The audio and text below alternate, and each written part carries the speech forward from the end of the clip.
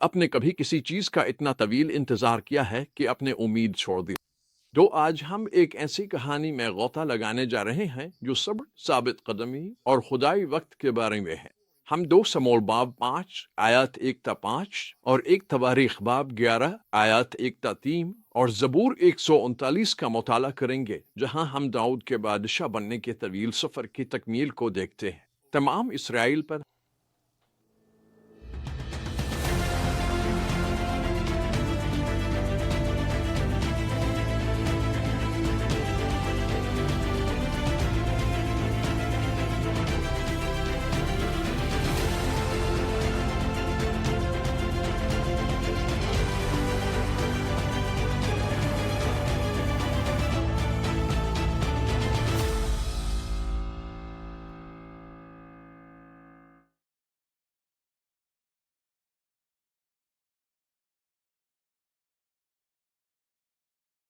اس حصے کا مرکزی پیغام 2 سموئیل 5:2 میں ملتا ہے، جہاں اسرائیل کے قبائل داؤد سے کہتے ہیں، خداوند نے تم سے کہا تھا، تم میرے لوگوں اسرائیل کے چرواہے بنو گے اور تم ان پر حکمرانی کرو گے۔ یہ اس بات کی علامت ہے کہ خدا کا داؤد سے کیا گیا وعدہ پورا ہو گیا۔ ہم دیکھتے ہیں کہ خدا کے منصوبے ہمیشہ اس کے کامل وقت پر پورے ہوتے ہیں۔ جب سے خدا نے انسان سے کہا پھلو اور بڑھو اور زمین کو ممور کرو، ہم نے دیکھا کہ خدا ایسے لوگوں کو الفاظ دیتا رہا ہے جو اسے جانتے اور محبت کرتے ہیں۔ جو سب سے بڑی ضرورت ہمیں تمام صحیفوں میں نظر آتی ہے وہ ہے دیندار قیادت کی، ایسے رہنما جو خدا کے ساتھ چلتے ہیں اور فروتنی کے دل سے اس کی فرمانبرداری کرتے ہیں۔ یہ عظیم ضرورت صرف بائبل کے زمانے میں خدا کے لوگوں کے لیے نہیں تھی، بلکہ یہ آج کی نسل کے لیے بھی ہے۔ آج ہمارے پاس منصوبہ سازوں، منتظمین اور منیجروں کی بھرمار ہے، لیکن جس چیز کی ہمیں شدید ضرورت ہے وہ ہیں گہرے روحانی مسیح جیسے رہنما۔ ہمیں ایسے مرد و خواتین کی ضرورت ہے جو صرف تنظیمی اصولوں سے واقف نہ ہوں، بلکہ وہ جو باپ کے ساتھ چلتے ہوں، روح سے سننے کی صلاحیت رکھتے ہوں اور یسوع کی مانند زندگی گزارتے۔ داؤد کا اسرائیل کے تخت تک کا سفر اس قسم کی قیادت کی ایک بہترین مثال ہے۔ سموئیل اور یونتن کی موت کے بعد داؤد نے قیادت کے خلا کو فوراً پر کرنے کی کوشش نہیں کی، بلکہ اس نے خداوند کا انتظار کیا۔ بائبل ہمیں بتاتی ہے کہ وقت گزرنے کے بعد داؤد نے خداوند سے دریافت کیا، 2 سموئیل 2:1۔ یہ فقرہ وقت گزرنے کے بعد داؤد کی روحانی حالت کو ظاہر کرتا ہے۔ اس نے جلد بازی نہیں کی، اس نے وقت کو گزرنے دیا اور خدا کی رہنمائی طلب کی۔ ہماری کہانی اس لمحے سے شروع ہوتی ہے جس کا داؤد اپنی جوانی سے انتظار کر رہا تھا۔ اسرائیل کے تمام قبائل ایک ساتھ آ کر اسے اپنا بادشاہ تسلیم کر رہے تھے۔ یہ کوئی اچانک واقعہ نہیں تھا، بلکہ برسوں کی صبر، آزمائشوں اور وفادار قیادت کا نتیجہ تھا۔ داؤد کا تخت تک کا سفر ظلم و ستم، جلاوطنی اور انتظار سے بھرا ہوا تھا۔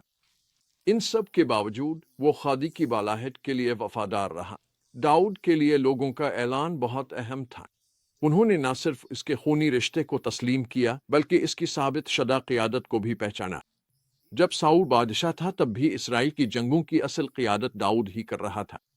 یہ اعتراف ظاہر کرتا ہے کہ داؤد کے کردار اور اعمال نے کسی بھی لقب سے زیادہ اثر ڈالا۔ جب داؤد اسرائیل کے بزرگوں کے ساتھ عہد کرتا ہے تو ہم ایک ایسے رہنما کو دیکھتے ہیں جو اپنی ذمہ داری کی سنگینی کو سمجھتا ہے۔ وہ طاقت پر قبضہ نہیں کرتا بلکہ خداوند کے حضور ایک باہمی معاہدے میں داخل ہوتا ہے۔ یہ عمل داؤد کی اس سمجھ بوجھ کو ظاہر کرتا ہے کہ اس کا اختیار خدا کی طرف سے ہے اور اسے لوگوں کی خدمت کے لیے استعمال کرنا ہے۔ کتاب مقدس ہمیں مزید بصیرت فراہم کرتی ہے۔ یہ وعدہ خداوند نے سموئیل کو کیا تھا۔ یہ ہمیں اس وقت لے جاتا ہے جب داؤد کو ایک نوجوان چرواہے مسح کیا گیا تھا، اور یہ خدا کے منصوبے اور داؤد کی زندگی کے طویل سفر کو اجاگر کرتا ہے۔ اس تاریخی بیان کے ساتھ زبور 139 نہایت ذاتی غور و فکر پیش کرتا جو ممکنہ طور پر داؤد کے خیالات کی عکاسی کرتا ہے، خاص طور پر اس اہم وقت میں۔ یہ زبور خدا کی ہماری گہری پہچان، ہماری زندگی کے ہر پہلو میں اس کی موجودگی اور ہر فرد کی بامقصد تخلیق کے بارے میں بات کرتا ہے۔ اس زبور میں داؤد کے الفاظ خاص طور پر دل کو چھو لینے والے ہیں جب ہم اس کے تخت تک کے سفر پر غور کرتے ہیں۔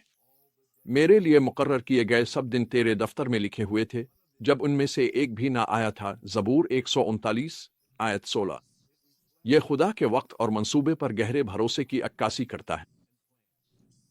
انتظار اور مشکلات کے سالوں میں بھی داؤد سمجھتا تھا کہ خدا اسے اسی لمحے کے لیے تیار کر رہا ہے۔ یہ کہانی ہمیں کئی اہم سبق سکھاتی ہے۔ سب سے پہلے، یہ ہمیں خدا کے وقت کے انتظار میں صبر کی اہمیت دکھاتی ہے۔ اور داؤد نے تخت حاصل کرنے کے لیے زبردستی نہیں کی، بلکہ خدا کو اپنے وقت پر اسے قائم کرنے دیا۔ دوسرا، ہم وفادار خدمت کی قدر کو دیکھتے ہیں۔ داؤد کی قیادت کو اس کے اعمال کی وجہ سے تسلیم کیا گیا، صرف اس کے مسح ہونے کی وجہ سے نہیں۔ اور آخر میں، یہ کہانی ہمیں یاد دلاتی ہے کہ خدا ہماری زندگیوں میں کس قدر قریب سے شامل ہے۔ داؤد کی طرح ہم بھی بھروسہ کر سکتے ہیں کہ خدا ہمیں مکمل طور پر جانتا ہے اور وہ اپنے مقاصد کو ہمارے اندر اور ہمارے ذریعے پورا کر رہا ہے۔ تو ہم آج اپنی زندگیوں میں ان سچائیوں کو کیسے لاگو کر سکتے ہیں؟ سب سے پہلے، خدا کے وقت پر بھروسہ کریں۔ چاہے اس کے وعدے تاخیر کا شکار لگیں، اب کی تیاری کا دور اتنا ہی اہم ہے جتنا کہ وعدے کی تکمیل۔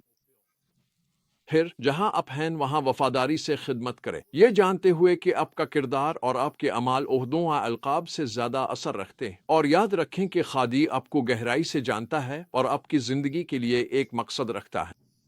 ہر تجربہ آپ کو اس کے منصوبوں کے لیے تیار کر رہا ہے۔ اگلا قدم یہ ہے کہ عاجزی کے ساتھ قیادت کریں، یہ تسلیم کرتے ہوئے کہ ساری اختیار خدا کی طرف سے ہے اور دوسروں کی خدمت کے لیے ہے۔ اور آخر میں، خدا کے ساتھ ایک گہرا ذاتی تعلق قائم کریں تاکہ اس کی موجودگی ہر موسم میں آپ کی رہنمائی اور تسلی کرے۔